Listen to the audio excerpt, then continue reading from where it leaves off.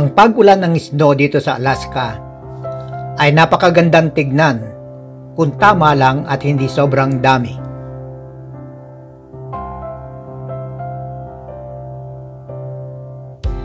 Itong taon na ito, record-breaking ang bumaksak na snow. Napakarami.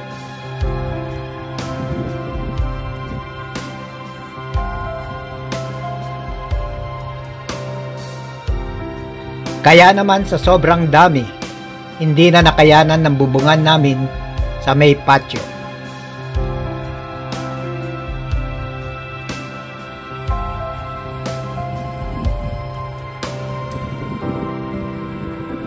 Ang naging resulta, bumigay ang bubungan sa bigat at ito'y lubusan ng nagiba.